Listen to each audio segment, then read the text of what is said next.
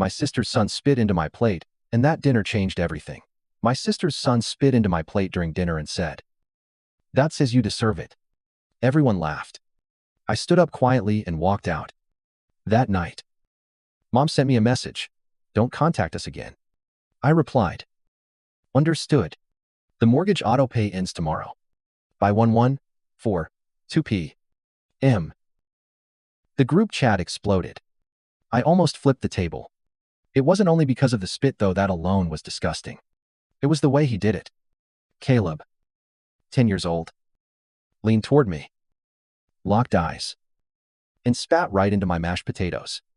Then, with pride in his voice, he said, "God says you deserve it." My chair scraped the floor as I stood up. He knew what those words meant. He said them loudly, almost proudly, like it was some family joke. I didn't understand. I wanted to shout, to say something that would burn every bridge between us. But I didn't. I sat back down, my hands shaking, not from fear, but from anger. Jenna, my sister, gave a smirk before going back to her phone. Her husband Alex kept chewing his food as if nothing had happened.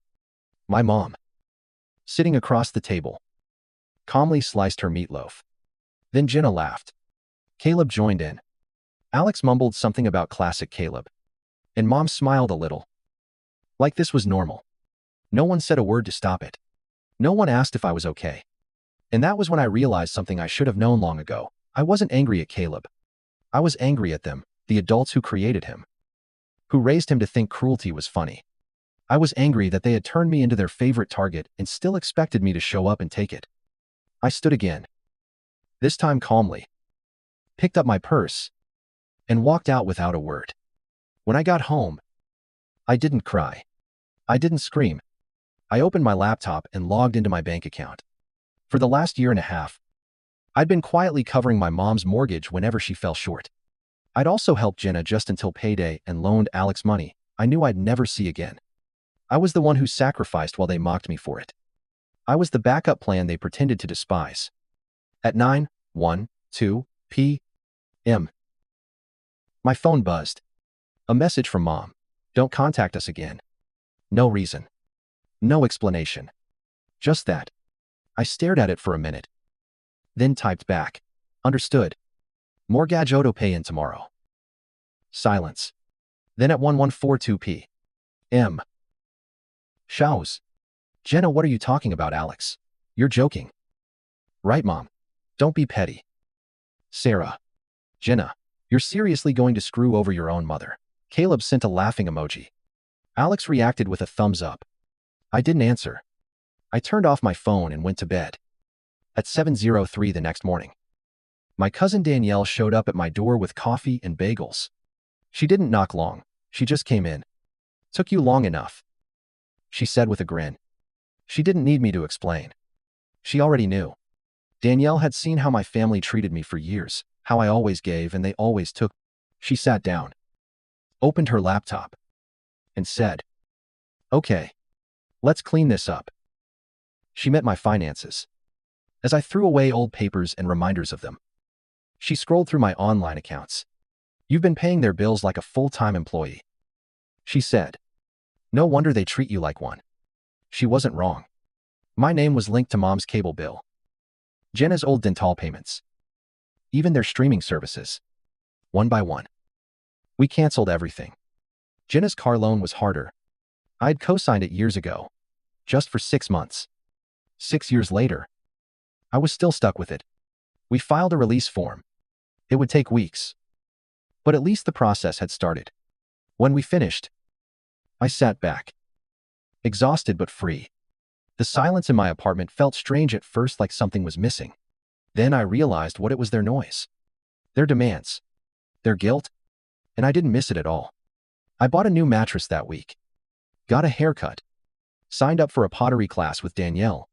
For the first time in years, I did things just for myself. And every night, when my phone stayed quiet, I smiled. 2.5 weeks later, the silence ended.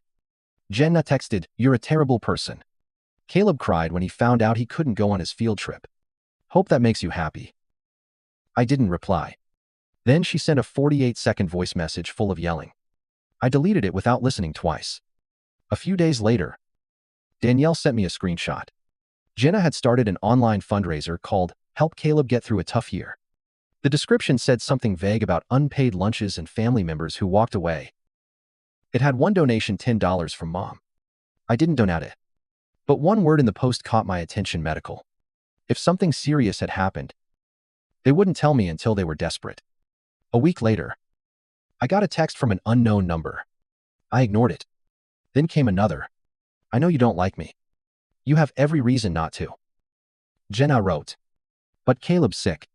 It's serious. He needs surgery. We lost our insurance and can't pay. Please, I'm not asking for myself.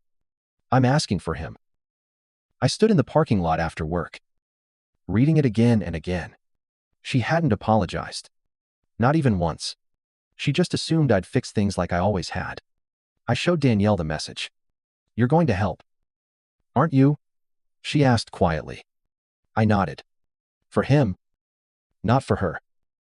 That night, I texted Jenna back. I'll cover 30%. No more. No less. It goes directly to the hospital, not you. 3 hours passed before she replied. Are you serious? Then, thank you. I mean it. Thank you. The next morning, I called the clinic, verified the payment, and sent 40%. Exactly 40%. I got a receipt and hung up. 3 hours later, Mom called. I didn't answer. She left a voicemail. I heard what you did for Caleb. I just wanted to say thank you. I guess I was wrong about a few things. It wasn't quite forgiveness, but it was something. A few days later, a package arrived at my door. Inside was a box of old photo albums and a handwritten note. You didn't deserve how we treated you. I was wrong. We were wrong. I'm sorry. No name. But I knew the handwriting, a mix of Mom's and Jenna's.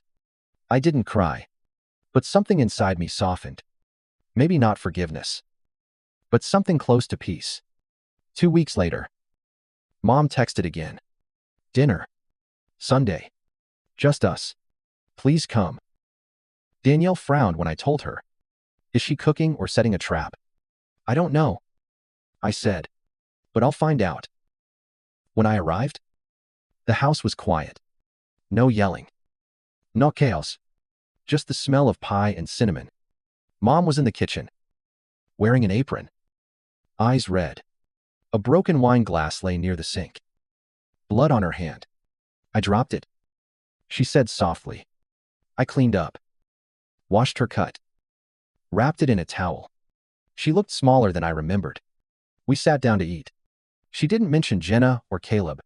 She just asked one question. Are you happy? It hit me harder than I expected. I am, I said finally, for the first time in a long time. She nodded, tears filling her eyes. I wasn't fair to you, she said. I thought you could handle everything. So I gave you everything to carry. We sat there in silence, the kind that wasn't heavy anymore. When she asked if I wanted to see Caleb, I said no. It was the first time I told her no without being afraid. She just nodded. 3 days later, Jenna texted, he wants to see you. He drew you something. I ignored it. 2 days later, a small package arrived. Inside was a pencil drawing of me and Caleb sitting on a park bench. Underneath, in big letters, sorry I was mean. Thank you for helping me. I sat with it for a long time before mailing a short note back. Thank you for your drawing. I'm glad you're feeling better. A few days later, Jenna showed up at my door. She looked different. No makeup. No fancy clothes. No expensive purse. She held up her wedding ring. I'm selling it, she said quietly. I need to stop pretending everything's perfect. She looked me in the eye. I'm sorry, Sarah, for all of it. For how we treated you. For Caleb. For letting Mom do it too. She handed me an envelope, a check with 4 digits. It's from both of us, she said. It's not everything, but it's something. Then she turned and left. Caleb was in the back seat, watching me. He waved. I waved back. That night, Danielle came over with wine. You look like you just got engaged. She teased. I laughed. Really laughed. We talked about the future. About me. She told me her firm was hiring. Flexible hours. This I'll pay. You should apply. She said. For once. The idea of moving forward didn't scare me. 2 weeks later, Mom texted a photo of a small one-story house. Thinking of buying this. She wrote, 10 minutes from you. It didn't feel like pressure. It felt like a beginning. A few days later, an envelope arrived, a card with cartoon bears and Caleb's handwriting. Hi Sarah. I feel better now. Mom says I can visit if you want. I'm sorry for being mean. I hope you like your new job and haircut. I smiled. I hadn't told anyone about either. Jenna must have. She was finally talking about me like I mattered. I wrote back, hi Caleb. I'm glad you're better. I'm still deciding about visits. But I'd love to write to you sometimes. 2 days later, another drawing came me. Caleb and Danielle sitting at a table full of clay pots. Under it, in red crayon, someday. He wasn't asking. He was giving me space. Fall came quickly. It had been 3 months since Caleb's surgery. 2, since I started the new job. The quiet no longer felt lonely. It felt peaceful. One evening, Mom texted, I did it. Closing went through. I'll be moving soon. I'd love to cook for you when I'm settled. I replied, one dinner. That's all I'm agreeing to. She sent a smile emoji. When that dinner came, I went. Mom hugged me at the door, awkward. Real. Warm. Inside. Jenna was setting the table. Caleb ran up, handing me a folded napkin. I made you a place card. He said proudly. We ate, talked, laughed. A little. No shouting. No tension. At the end, Mom handed me a small box. Inside was an old family photo and a house key. In case you ever want to visit. She said. Or leave. No strings. I didn't answer. I just stayed for coffee. For pie. For something that finally felt real. It wasn't perfect. But maybe. After everything. It was enough. Story. 2 amperes week before Christmas. I overheard my family planning to humiliate me in front of everyone and then throw me out. So, I changed my plans. On December 24th, Mom called. Where are you? I laughed and told her not to wait for me at the catering. My name's Elena Brooks. I'm 108. And the week before Christmas, I learned my family was planning to humiliate me in front of everyone and then toss me out like I was some seasonal ornament that no longer matched the color scheme. Growing up a Brooks in Greenwich meant Christmas looked curated, a colonial facade in white lights. Garlands tied with navy ribbons. A dining table long enough to require intercom-level coordination. There were carolers at the door for exactly 20 minutes. A quartet hired because spontaneous joy was too risky. We applauded tidiness and quarterly targets. If you were climbing a ladder with a logo on it, you belonged. If you weren't, you were a project, best handled with polite pressure and a smile. I make jewelry. Elena Atelier started with a second-hand bench by a drafty window and a Stamford walk-up and became a small studio with proper ventilation. A kiln. And trays of stones that hold the sun when the sun forgets you. I like torch work because metal tells the truth. You can't fake a clean solder. And heat either respects your timing or it doesn't. In my family, that translates to hobby, said with a velvet edge. For as long as I remember, I tried to prove I could be both useful to their world and true to mine. I should have known that was a rigged game. Last December, I arrived early to help as always. The caterers' vans hissed in the drive. White breath puffing into air that smelled like snow and rosemary. I slipped in through the side door to drop off a box of place cards I'd hand-lettered, planning to disappear back to the kitchen. I was halfway down the corridor when I heard my full name drift from my father's study. The way it drifts when decisions are being made about you. I stopped with my hand inches from the glass knob. Elena needs to understand this jewelry hobby isn't sustainable. My father, Richard, said. Measured. Managerial. That's why I invited Stephen to help us stage an intervention pending his confirmation. Intervention. The word hit like ice down the back of my neck. We do brunches, not interventions. We manage optics. We do not announce our failures between soup and the roast. My mother, Margaret, answered in that soft, sharpened way that always means something has been decided. With everyone present, she'll feel the appropriate pressure to make a sensible decision. We'll position it carefully after the main course. Natural. If Stephen can't make it, we still have Connor's numbers. Connor is my brother. The family's golden child who grew up fluent in deliverables and learned to wear approval like a tailored coat. His voice had that upbeat tilt he uses when he's about to sell an idea. Based on her apartment footprint in Zillow comps, she's barely clearing 30,000. I can build a comparison chart with entry rolls that start at twice that. Even without Stephen's assessment, the picture is obvious. They had been investigating me, turning my life into line items. I felt the floor's old wood tilt. Through the slit of the door, I saw the glint of a decanter and a corner of my father's cuff. We can't enable this fantasy, my mother said. I've already spoken to Mrs. Lacey about plans to clear Elena's old room after the holidays. Madeline needs a place when she comes back from grad school. We'll be respectful about the timing. After the holidays, that was the ribbon on their plan. Smile for the photos. Then box my childhood.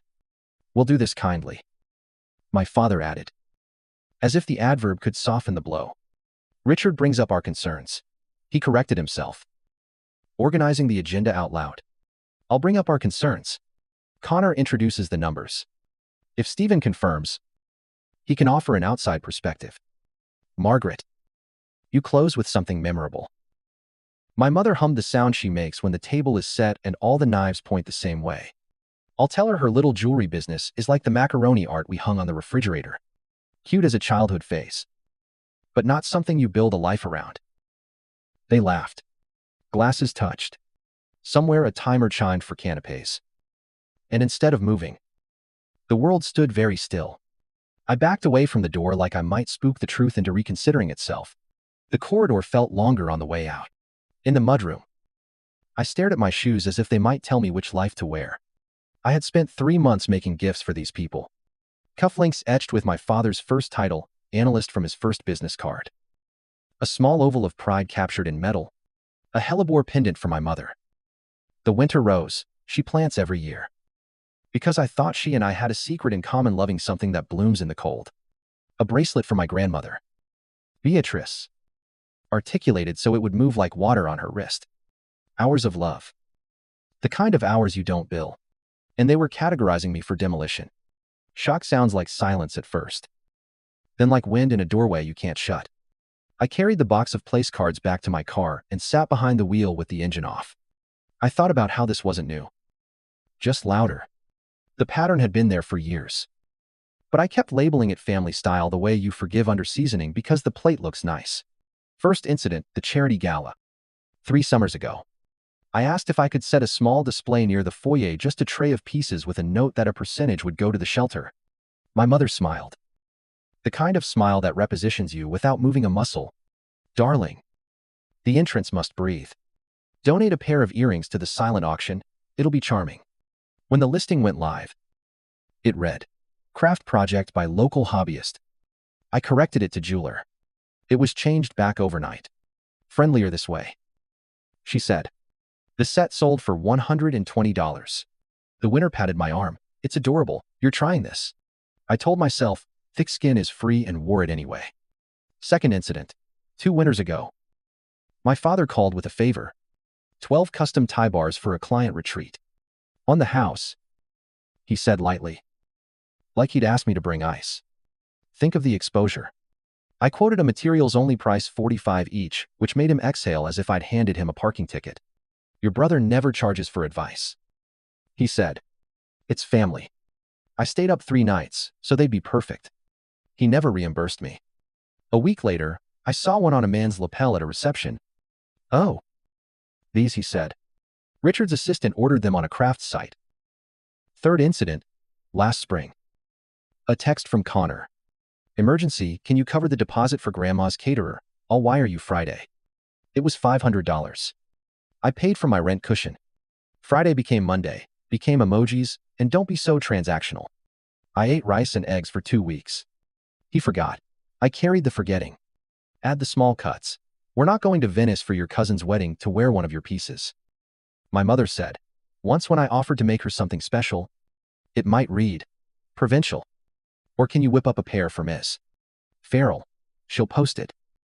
As if my work lived to be exposure. Or the way my father corrected my invoice template because the font lacked seriousness. I filed each moment in an invisible cabinet marked. That's just how they are.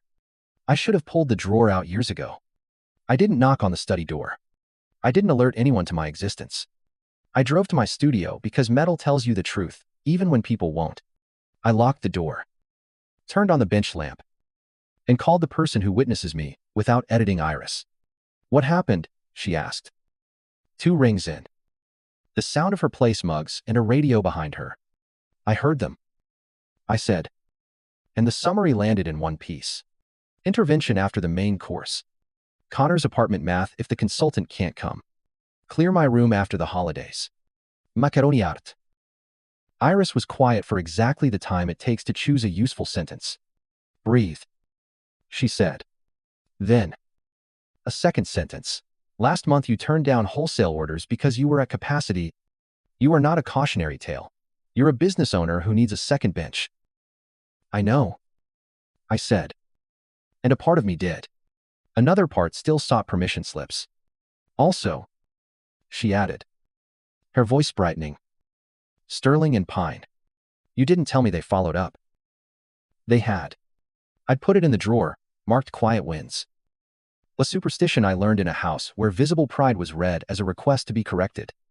Sterling and Pine, a national retailer with taste, had emailed about a capsule in select stores. A trial with room to grow if it sold. They asked this morning for timeline thoughts. Iris said, you need to answer. I pressed my palm to my sternum. Felt a steady heat under bone. For years, I'd kept my success small at the table because large things drew lectures. Meanwhile, in the light of the bench, the work had grown whether or not anyone clapped. Okay, I said. The word fit in my mouth like a key. That night I wrote a plan on tracing paper. Because tracing paper lets you test a future without damaging what's underneath. Step 1. Say yes to Sterling and Pine and set a pace that respects quality. Step 2. Spend Christmas at Iris's cabin with people who know how to say I'm proud of you without adding a clause. Step 3. Send my gifts to the house on Christmas Eve with boundary notes firm. Not cruel. Step 4. Don't attend the performance. I would not stand where the script required my collapse. I pictured the evening they wanted place settings with our crest. A consultant clearing his throat. My mother tilting her head as she delivered a line crafted to land. I pictured my grandmother's bracelet opening in her hands. The clasp whispering closed. I didn't know how that would go. I did know I could choose where to stand when it happened. The next morning, I sent 3 emails. To Sterling and Pine I'd be honored to create a capsule, attached our draft lead times and wholesale pricing. To a courier 12 packages to the Brooks residence on December 24th. Signature required. To myself a 4-word pep note steal. Breath. Water. Light taped inside my cabinet where the torch sleeps. All week I worked like someone walking toward a door, only she can see. I finished my father's cufflinks. Ovals holding analyst because first titles matter.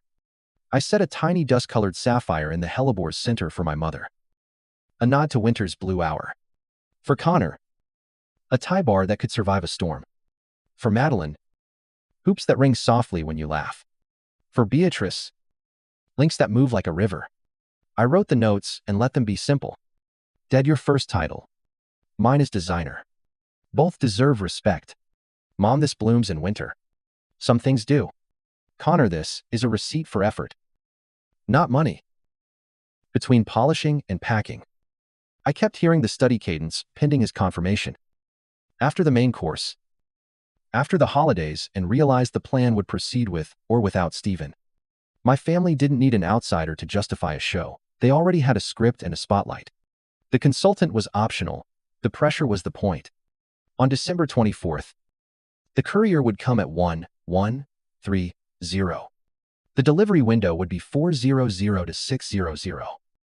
Because if my family is faithful to anything, It's a timetable. At some point, there would be a phone call. I practiced the only sentence that mattered. I'm celebrating elsewhere this year. I will not attend an ambush. Merry Christmas. When the last ribbon was tied and the last clasp clicked with that small, faithful sigh, I lined the boxes like a little orchestra along my work table. Then I turned off the torch, exhaled the tinny taste of adrenaline, and listened to the quiet. Metal tells you when you've done enough for the day. People rarely do. I locked the studio and stepped into a cold that felt honest. Tomorrow would be loud. Tonight was for choosing the truth I would carry into it. By the morning of December 24th, the plan wasn't on a list anymore. It was in my hands. The way muscle memory sits in your knuckles. I brewed coffee at the studio because the place smells like beginnings when the kettle hisses. Lined 12 white boxes with charcoal ribbon across my work table. And checked the courier confirmation. Even though I could recite it, pick up 1130 A.M. Delivery window 400600 P.M. Signature required. If my family worships anything, it's a timetable. I was counting on that.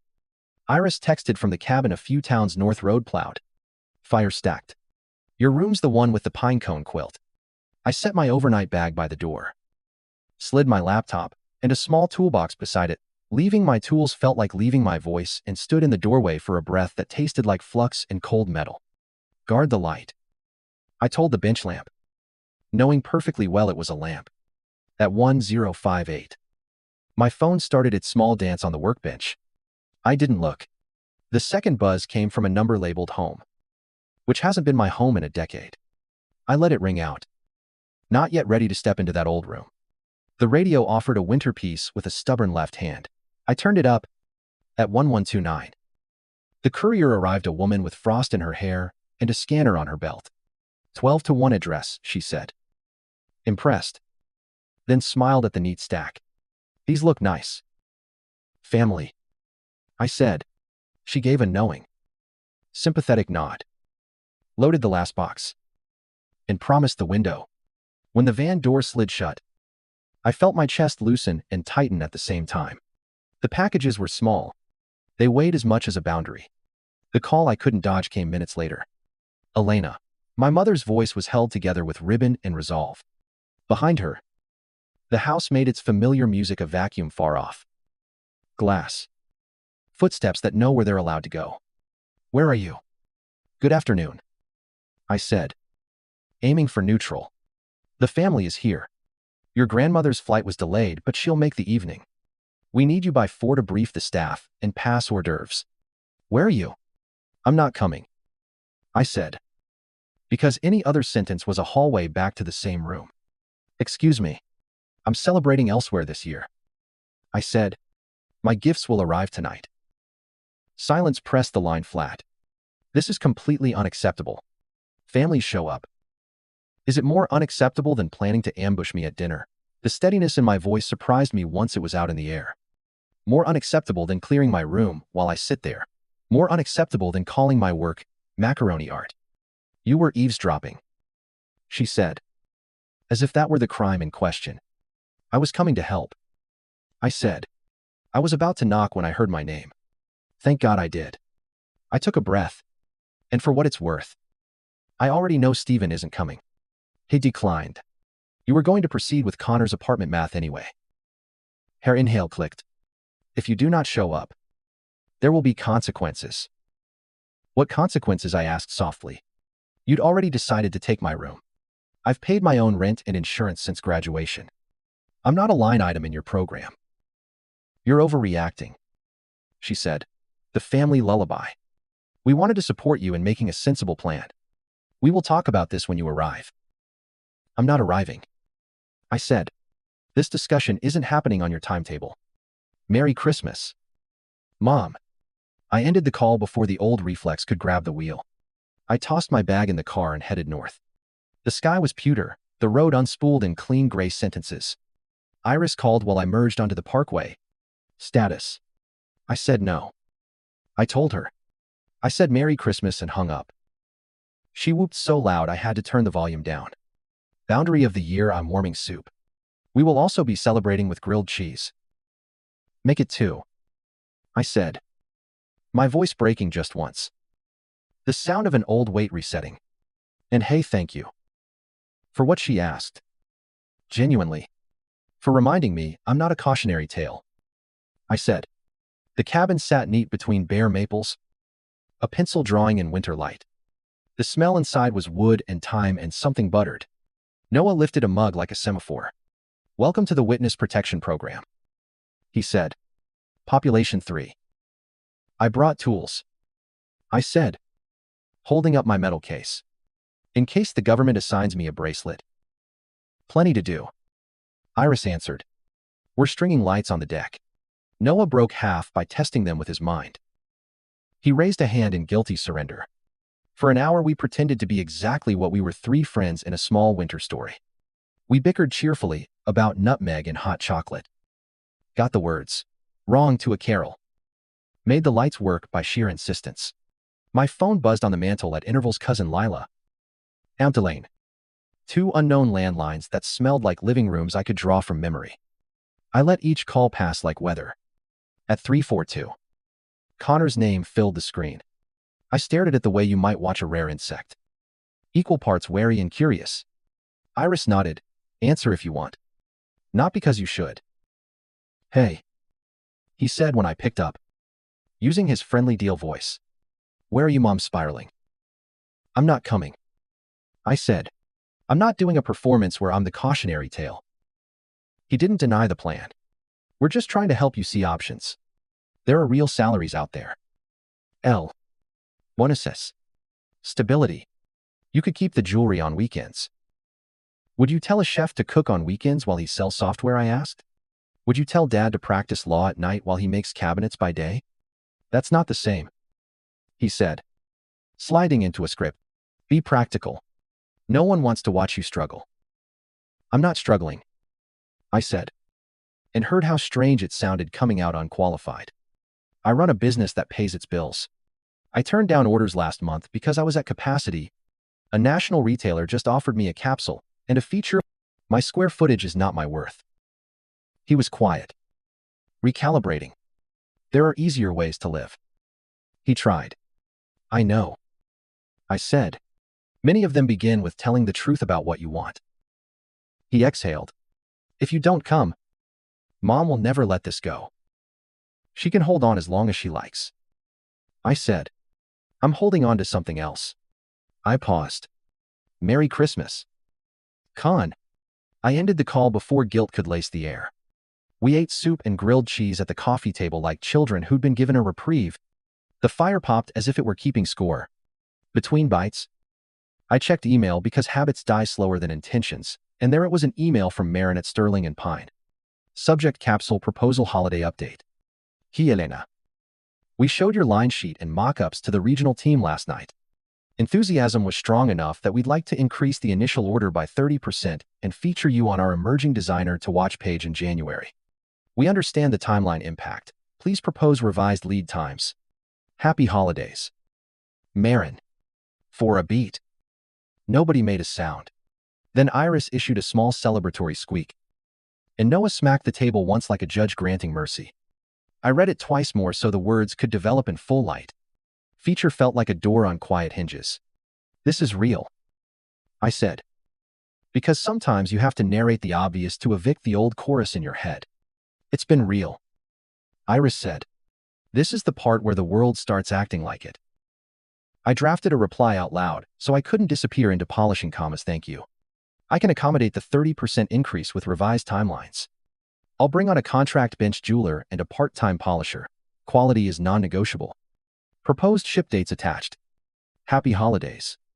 I attached a production calendar I'd mocked up when hope felt risky and hit send before fear could argue. At 417, an unknown number rang. I ignored it. It rang again. On the third time, I answered. Elena Brooks. Beatrice's voice was unmistakable, brisk. Warm. Unbothered by nonsense. Where are you, dear? At a cabin, I said. I'm okay. I opened your parcel, she said. The bracelet? The clasp closes like a sigh. I closed my eyes. Relief stinging a little. Thank you.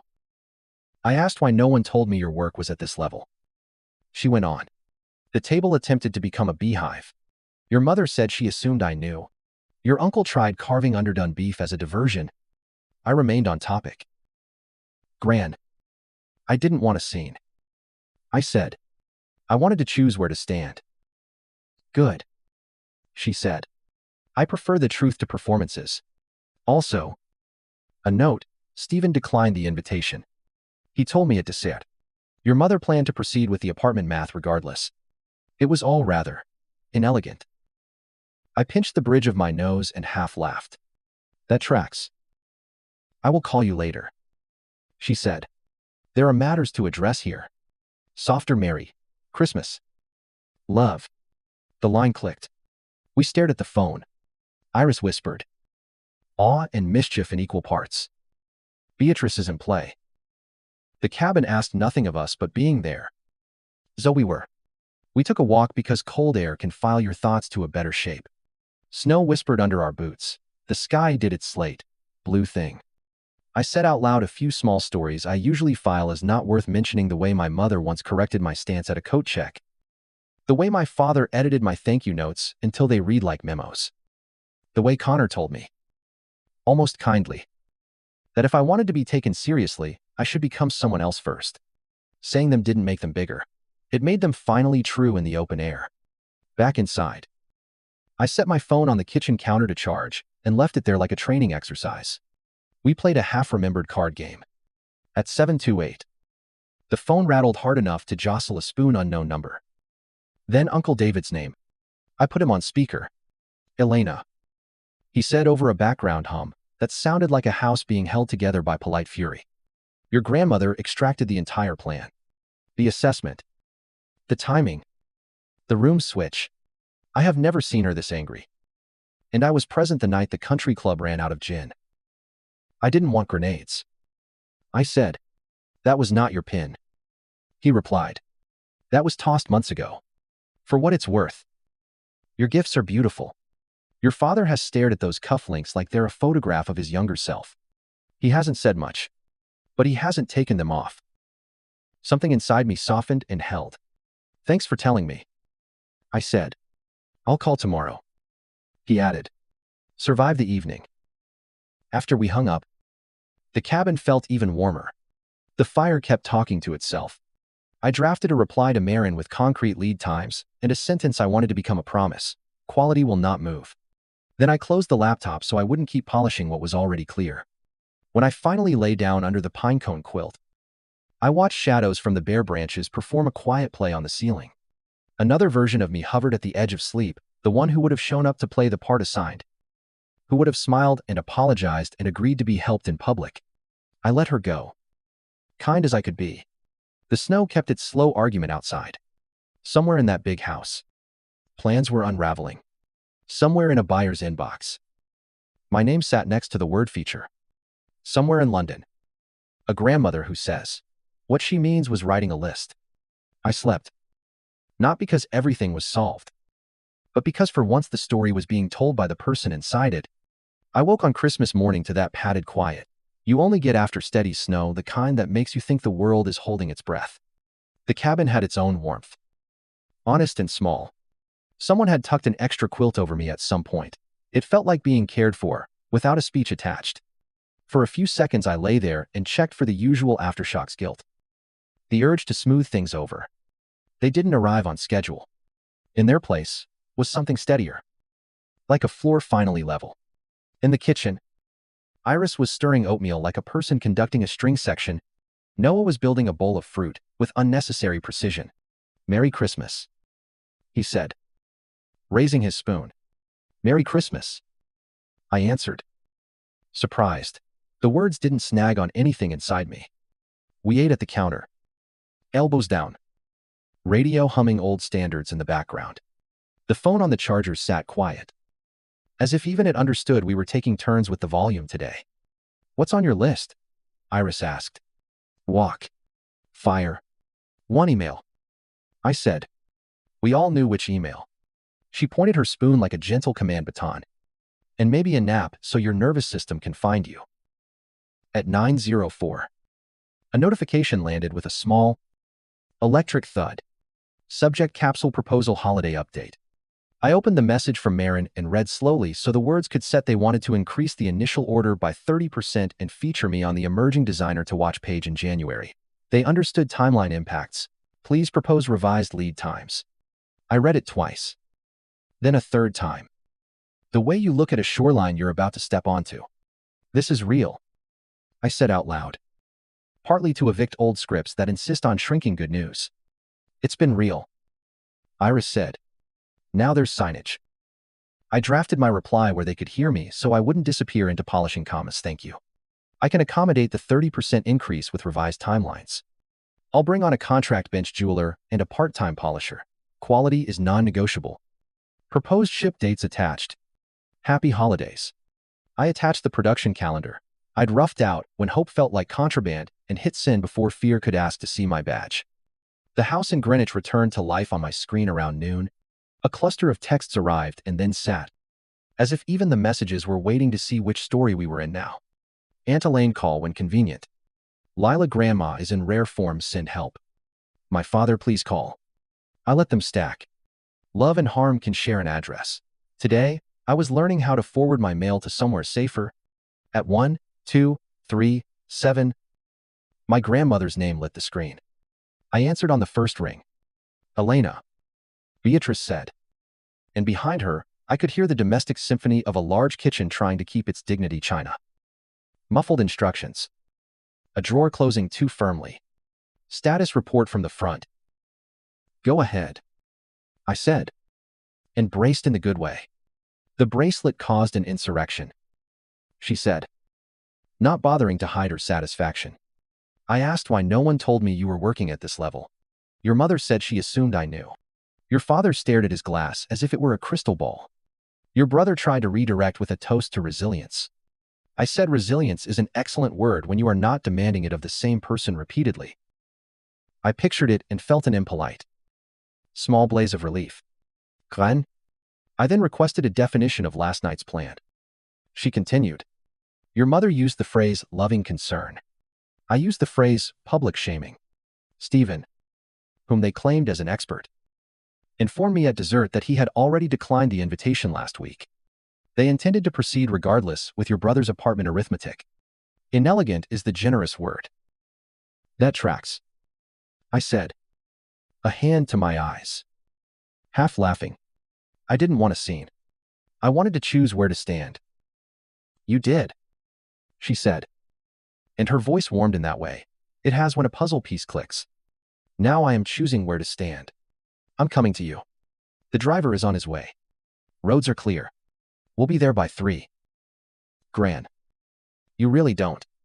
I do, she said, with the finality of weather. Wear warm boots. Then, softer, Merry Christmas. Love. She disconnected before I could throw politeness in front of momentum. We cleaned like we were preparing a set for an audience of one who always notices the good parts. Iris insisted on a quick olive oil cake because preheating the oven is her coping mechanism. Noah vacuumed like he was erasing a crime. I tidied my tool bench, even though my grandmother is not the sort to run a white glove along a file. Ritual, steady your hands. At 2:18. My father called. I looked at his name and felt the old flinch simmer, and then settle. I stepped onto the deck before answering. The air out there looked me in the eye. Elena, he said, first in his work voice. Then, after a pause, in something closer to a living room. How are you? I'm okay, I said. How are you? He isn't built for small talk. The silence meant he was assembling sentences. Last night was not what I intended, he said. I believe that, I said. I also believe what I heard in the study. Yes, he said. And the word landed like a small admission on an uneven table. Your grandmother is very angry. She's also very clear, I said. Those are different. He shifted, could hear it. Could almost see him glance at the bookcase as if a spine might offer a script. You were always steady, he said. Even as a child. You'd build those towers with playing cards and sit there for an hour. correcting until the draft stopped owning the room. I think, he exhaled. I think I mistook steadiness for boundless capacity. I let the sentence stand between us until it meant something. I'm not boundless. I said. No one is. I looked at the cufflinks a long time. He said. I'd forgotten the feeling of being at the beginning of something. That first title analyst felt like a door. Your mother calls it quaint. Perhaps it is. But I remember that kid. He thought himself into a future. You're doing that. I don't fully understand the route. I recognize the work. Something unknotted in my chest. Thank you, I said, and meant it without needing to add a cushion. I can't undo the plan. He added. I can say I didn't want you humiliated. I wanted you persuaded. That's the problem. I said. Gentle but straight. You're still trying to write my script. We let the cold air say a few things for us. Your grandmother says, she's driving to you.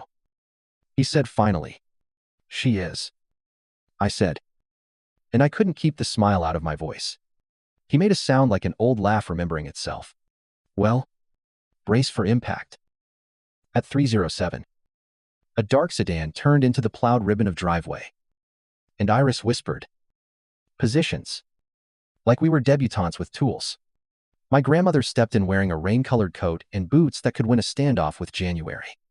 She brought winter in with her and made it sit politely in the corner. Elena, she said, and hugged me in a way that reset my internal clock. Then she took my face in her hands and performed a brief inspection. Eyes. Posture. Socks. You slept, she said. Approving. Good. This is Iris. I said. This is Noah.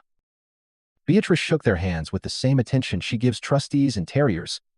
Thank you for sheltering my granddaughter. Anytime, Iris said. Nearly solemn. We sat. And the cabin turned into a drawing room by force of her will. She accepted tea. Eyed the cake. And granted it approval with a single nod after the first bite. Then she turned to me. Tell me everything. So I did. I started at the study door and walked her through the phone call. The cabin. Marin's email. The relief and the recoil. I kept the tone factual. Not because I was hiding, but because reality didn't need decoration to carry weight. Iris and Noah added brackets and footnotes at helpful moments. Like good editors. When I finished, Beatrice set her cup down with deliberate precision. Here is what will happen next. She said. Your mother will attempt to recast last night as a misunderstanding born of love. Your brother will propose a ceasefire that requires you to pretend nothing happened. Your father will make private amends and suggest we all move forward. All of these are strategies to return to the previously scheduled program. I nodded. I don't want to run the program. I said. I just don't want to be cast without an audition.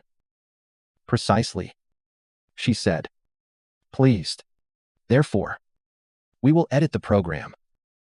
The we landed like a warm coat. We. Yes. She said. As if I were being slow on purpose. I am old enough to be useful. She produced a small notebook from her coat pocket, the kind she has used to reorganize committees since the 80s. First, you will reply to Marin with revised timelines today. Momentum matas. Second, you will send a brief message to the family list, clarifying that you will not attend events where your livelihood is a public topic. Third, you will invite any family member who wishes to understand your business to visit your studio by appointment in January. Sunlight is an excellent disinfectant. Iris grinned as if someone had handed her front row tickets. Marry me, she murmured. And Beatrice ignored her like a professional. Fourth, my grandmother continued. I will visit your studio with 2 friends from the museum board the second week of January. We will purchase gifts. If your retailer needs a quote for their little page, I will provide one. Granai began. I want to, she said. And the case was closed. We worked like that for an hour. A tiny war room with good lighting. I sent Marin my revised production plan. Outlined my intent to hire a contract bench jeweler and a part-time polisher. And attached a photo of the place where their pieces would be born. Then I drafted the family message brief. Unbarbed. Clear I won't participate in ambushes. I'm available for respectful conversations at my studio after January 5th. I won't discuss personal finances at group dinners. Beatrice adjusted exactly one phrase, swapping tolerate for participate, and she was right. The sentence stood taller after. At 4:26. I hit send. Replies arrived quickly because our family is moths to flames labeled schedule. Connor, first, proud of you for setting boundaries. Can we talk next week? Aunt Elaine understood. Would love to see the studio. My father, I respect your decision. Then my mother. Chandelier heavy. This is hurtful. You are mischaracterizing our intentions. We only wanted to help you see a sustainable path. Families have hard conversations. That is what this was meant to be. Beatrice read over my shoulder and hummed a note I've heard in boardrooms right before emotion carries. Allow me, she said, dictating while I typed, Mom. I'm open to hard conversations. I'm not open to ambushes. If you or anyone would like to discuss my business respectfully, I'm available at my studio after January 5th. I will not discuss my personal finances at group dinners. Love. Elena. He hesitated. Then pressed send. The hesitation was a habit. The send was a choice. We toasted with tea and behaved like people who had just concluded peace talks with themselves. Then Beatrice insisted on seeing the studio before the roads glazed. I like to know where excellence happens, she said. And somehow it didn't sound like a slogan. The lamps made my small space look generous when we unlocked the door. Tools in their places. Trays of stones like quiet holidays. The bench, a circle of light you could trust. Beatrice moved through the room slowly. Hands behind her back. Respect first. Serious work, she said at last. It has a grammar. I've been learning the language, I said. Keep talking, she replied. Hair driver appeared. Time's gentle reminder. In a dark hat. At the door. She took my face again in her hands. You were always steady, she said. Echoing my father, but making it a blessing instead of a burden. Now you are audible. She kissed my forehead and was gone. Winter, following her out like a well-trained dog. Back at the cabin, the three of us exhaled, the kind of day you don't realize you've wanted for years. We ate leftovers with missionary zeal and read a few pages from a battered book of winter essays someone had left on the shelf. My phone, dramatically quiet for the first time in a long while, lay on the mantel like a retired actor. Before bed, I stood by the window and watched snow make its slow, persuasive case across the deck. Somewhere, the house in Greenwich was revising a story that had run unchallenged for decades. Somewhere, my email to a national retailer sat next to words like January and feature in timelines. Somewhere, a grandmother with a notebook was plotting errands that looked suspiciously like love. I slid under the quilt and let the quiet have me. Another version of me hovered in the doorway for a moment, the one who would have shown up. Smiled. Absorbed the performance. And thanked the cast afterward for their concern. I nodded to her and let her go. The wind pushed lightly at the eaves. The fire settled into its last. Vom Vowitz. And I slept. Not because everything was solved, but because the next part of the story would be written from the right chair. I woke the day after Christmas to hard sun on snow and the kind of muscle ache that follows an unexpected sprint.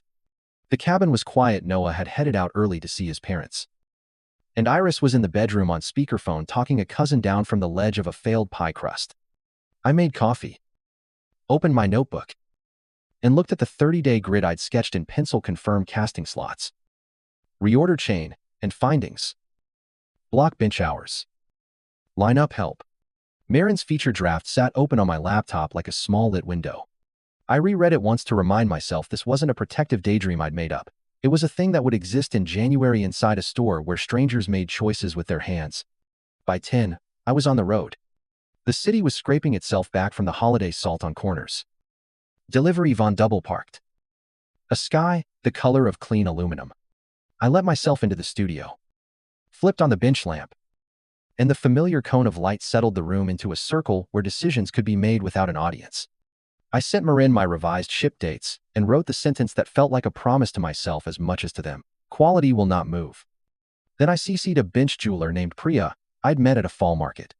She'd once told me she could build a bezel with her eyes closed and then talk me through her solder seam like a poem. 8 minutes after I hit send, she replied, I'm in. Start dat flexible. Let's map the flow. At 1140, the bell over the studio door chimed. I turned, expecting Priya or the polisher I was courting, and found my mother standing there, coat shouldered with snow and expression set to neutral. The hallway light behind her made the doorway look like a proscenium. Hi, I said, keeping my hands on the bench because they knew how to be steady. She glanced around the room with a sweep that evaluated and judged in the same motion. Smaller than I pictured, she said. Then, catching herself, added, Koze. It's enough, I said. What brings you here? You don't answer your phone, she replied, stepping inside without waiting to be asked. As if the threshold were a suggestion. Behind her the bell settled. A small punctuation. I've been working, I said. Everyone is very upset. She began. The tone people use to narrate weather. Your grandmother is making speeches. Your father has barely left his study. Connor says he's trying to meet you in the middle, and you won't meet him there. I sent a clear note last night, I said. I'm not refusing conversation. I'm refusing a stage. She gave a tiny smile that didn't reach her eyes. You always were dramatic. I think I've been the opposite, I said. I left the scene rather than play the part. She moved to the small shelf where I keep extra pieces for local clients and lifted a ring, turned it under the task lamp, set it down like it might leave a mark. Do you really believe you can make a living like this? I already do, I said. And it's growing. What you heard the other night, she started, voice softening a degree, was not intended to humiliate you. It was, I said, not unkindly. Even if you called it help, you chose an audience and a timing that ensured I would be outnumbered. She flinched almost imperceptibly and then straightened, switching lanes. Your room, she said. We haven't touched it. The words found a tender place. Thank you, she added quickly, as if conceding too much might unbalance the room. Plans were discussed. After last night, with your grandmother's reaction, we decided to pause. It can wait. There it was, the missing hinge.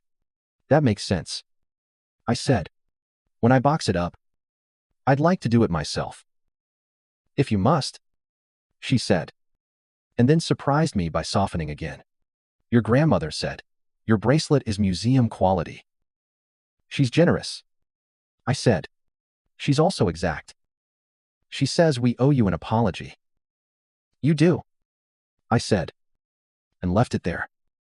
Not to collect on the spot, but to acknowledge the ledger. She smoothed an invisible thread on her sleeve. You know I worry, she said.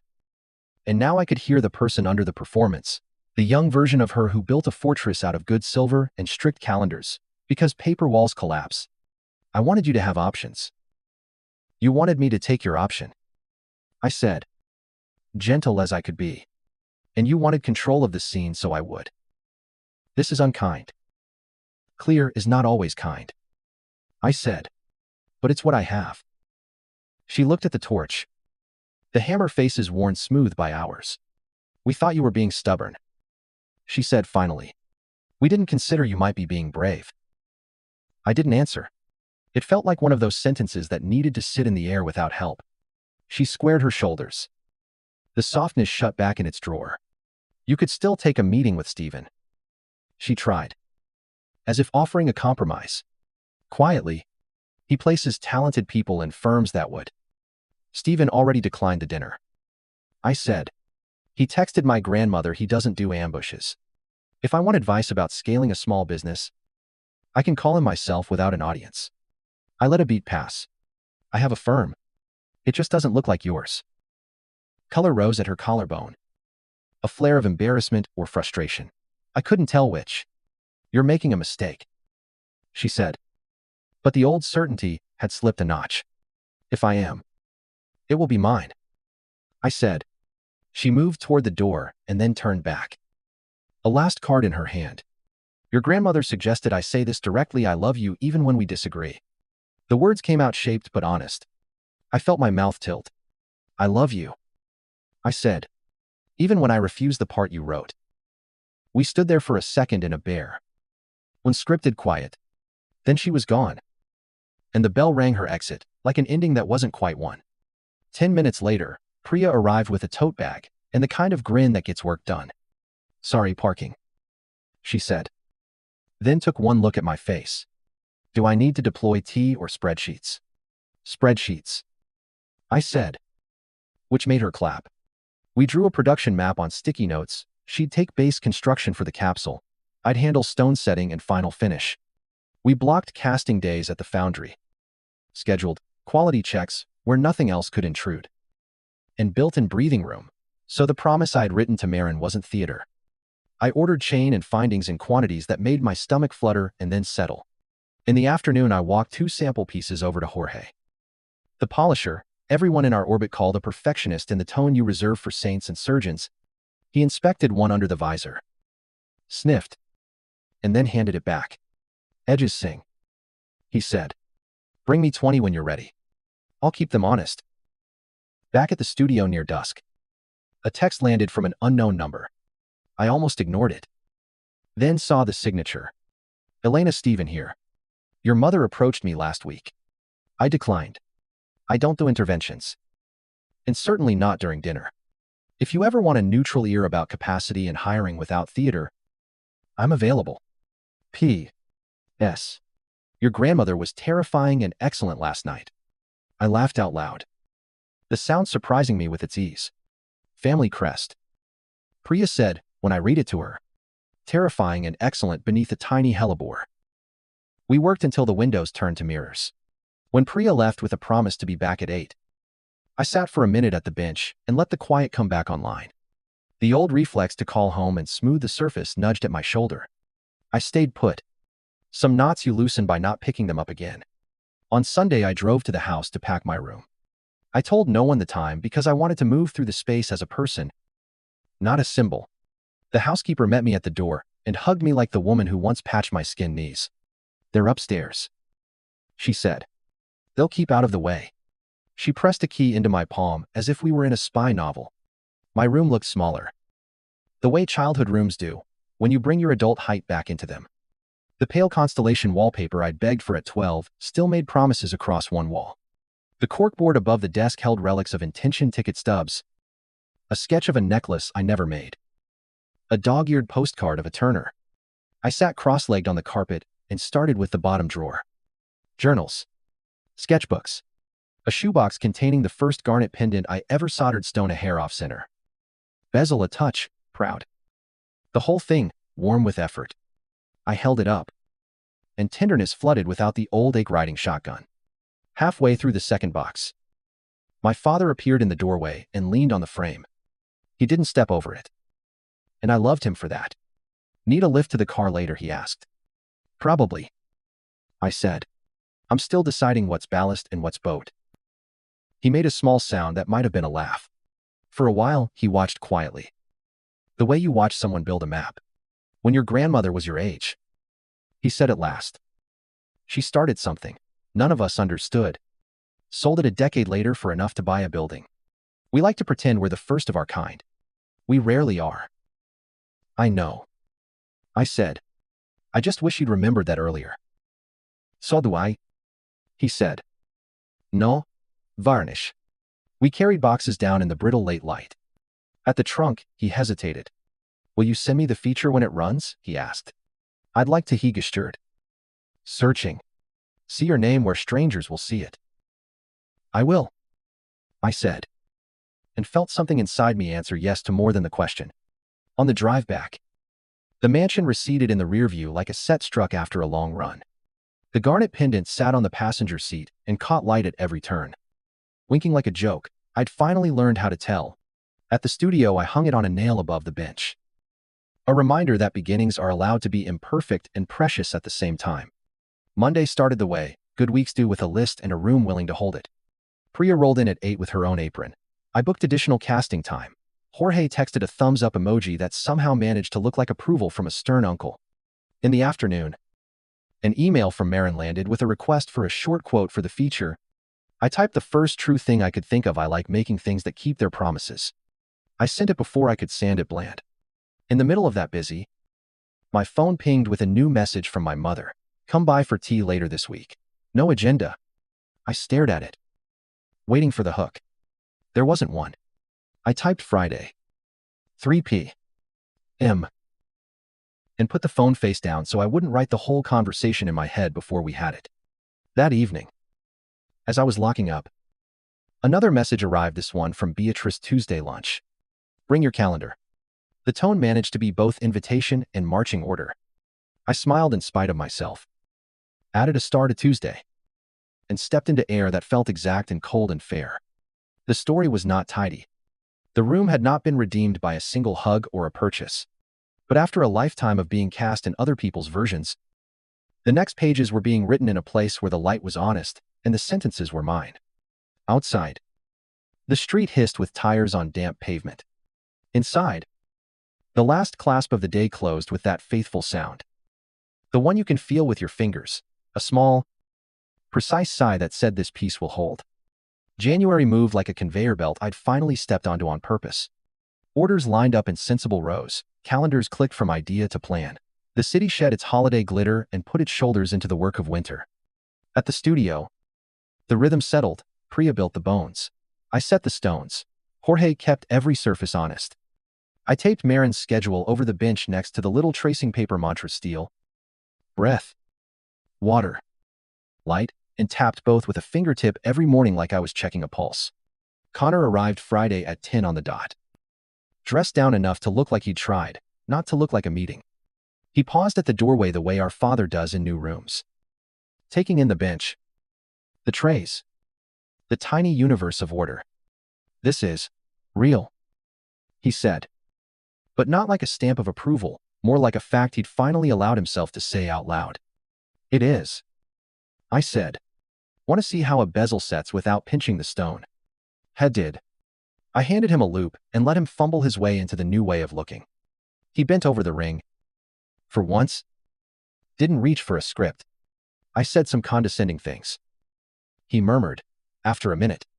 Thought I was being helpful. I know, I said. Simple as I could. There's a kind of forgiveness that's just accuracy. He shifted, hands still in his pockets like he needed ballast. I can't speak for Mom, but I'd like to learn how to be useful without being in charge. Start by paying back the caterer deposit from last spring, I said. Steady. The flicker across his face surprise.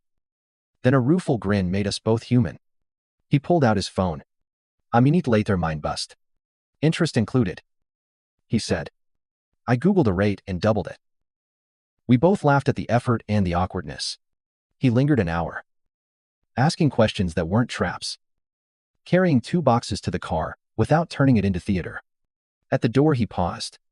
I want to buy earrings for a colleague, he said. Full price. No family discount. Send me the invoice. Email in an hour, I said.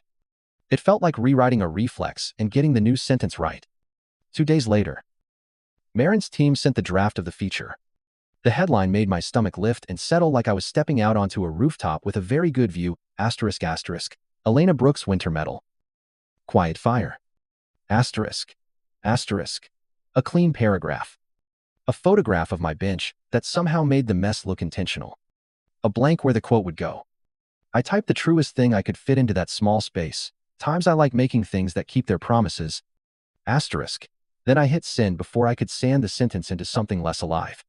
The pilot launched in a handful of stores modest by design, with room to learn. By late February, sell-through, in most locations, was strong enough that Marin asked for a reorder and floated expansion asterisk, asterisk in spring asterisk, asterisk. The numbers were real. But I kept my promise to myself, and to them times quality will not move. Asterisk. Priya slid into the workflow like she'd been there from the start. I brought on a part-time studio assistant named May, who could coax order out of shipping chaos and labeled boxes so clearly we started calling her Sharpie Oracle. Jorge sent back the first batch with one note: polish this shoulder like you mean it, and then a rare thumbs-up emoji that felt like being knighted by a jeweler's visor. Beatrice insisted on accompanying me to the flagship for rollout day. She arrived in a storm-colored coat and practical boots that looked like they'd won more than one argument with February. We will be cheerful, she announced. and we will not set anything on fire unless strictly necessary. The store had that quiet hum expensive places generate. Like money, has its own climate system. A small table near the front held my pieces, 6 items, arranged with a restraint that made sense to my bones. A placard with my name sat like a soft bell. A sales associate approached on well-trained feet and then lost the script a little when she realized who I was. "We've already had customers ask about the clasp on that bracelet," she said, almost delighted with the engineering. "It closes like..." A sigh. Beatrice allowed herself an approving glance. "That is precisely what I said." A woman with a wool hat tried on the hellebore pendant and lifted her hand to her throat with that private look people get when something fits the story they tell themselves about themselves. A couple bought matching rings and spoke to each other in quiet mirror voices while the associate wrapped tissue. I stood back, hands pressed together at my waist to keep from fidgeting, and let the room do the talking. The old narration in my head, times explain, minimize, apologize, times finally ran out of lines. At noon my phone buzzed. A text from my father, asterisk asterisk, proud of you. Beneath it, a photo of his wrist with the cufflinks times analyst times glinting like a small, defiant beginning. I felt something warm and old click into a better place. An hour later, the doors opened and my mother walked in. For a heartbeat, she looked like a person who'd taken the wrong turn and found herself in the wrong movie. Then the familiar adjustment, the shoulders. The breath settled. Her eyes moved from me to the display to Beatrice. She came closer. "Read the placard. Read the small copy." And something in her expression shifted that I wouldn't have bet on in December. Asterisk. Asterisk. Winter metal. Quiet fire. She read softly, like tasting a sentence. "They got you right." "Thank you," I said, accepting it without patting. The associate drifted over. "All sunlight and skill. Can I help you with anything?" "Yes," my mother said. "Surprising, both of us. Which of these would suit a woman who insists on wearing a scarf with everything?" The associate's eyes flicked, amused. To Beatrice, we all knew the answer. The hellebore. I said at the same time she did. "I'll take it," my mother said, reaching for her wallet. "Full price." The room tilted a degree and then steadied. "It'll look good with winter," I said. She stayed a while without performing a speech. She didn't defend the past or narrate a future. She stood next to the table where my work lived in public and participated without rearranging it into something safer for her. It wasn't an apology. It was a beginning. As she turned to go, she touched my sleeve. "Lunch next week?" she asked. "Somewhere without a wine list. I'd like to hear more about your schedule. Your plans." She swallowed a sentence and swapped it for a new one. "I'd like to learn how to be useful." A month ago, I would have said yes out of relief, and then carried the whole conversation on my back. Now I checked the spine of my calendar and found it strong. "Tuesday," I said, and named a cafe near the studio where the soup is honest and the chairs don't wobble. By early March, Marin confirmed the spring expansion, asterisk asterisk, 10 stores asterisk asterisk, total based on the pilot's performance. We signed a sensible schedule. I asked for longer lead times where the stones demanded it. Asterisk breath is part of quality. Asterisk, I wrote in my notes. And then said it out loud in the meeting because I want the people I work with to know my grammar. Priya, who had become more anchor than contractor, took on additional build. May built shipping runs like clockwork. Jorge enforced the shine. On a Thursday afternoon, a courier dropped a heavy envelope addressed in Beatrice's looping hand, 2 tickets to London for late March. A typed invitation from a museum's contemporary craft showcase. And a scrawl at the bottom asterisk. Asterisk, come see the Turner. Bring boots. I can't just. I started when I called her. You can. She interrupted. Brisk as weather. You run a business. Adjust your timelines. Your buyers will survive. Your soul will thank you. I did the math on the wall, sticky notes, like stepping stones. The calendar held. Priya covered while I was gone. May color, coded a logistics plan that could guide a small city. Jorge rolled his eyes affectionately and said he'd keep the buffers spinning. I booked the flights and drew a star in the margin of the month like I was 9 and planning a field trip. Before we left, I drove to the house with a small box. Snow fell the kind of way that makes everything quieter without asking permission. My father opened the door. My mother hovered behind him.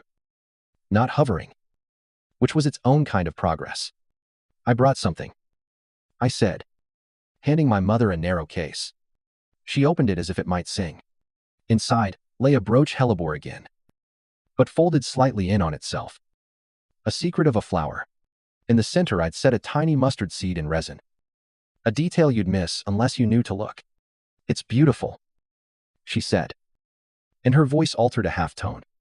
It's a reminder, I said, that small things move mountains, and that we can keep something between us without making it a performance. She looked from the seed to me, and then did something I hadn't seen in years. She laughed. Truly. The laugh that arrives when she forgets to be careful. I'll wear it to the next board meeting and pretend it's just a flower. On impulse, I took the garnet pendant from my bag, the first thing I ever made. Imperfect as a memory and just as precious. I held it out to my father.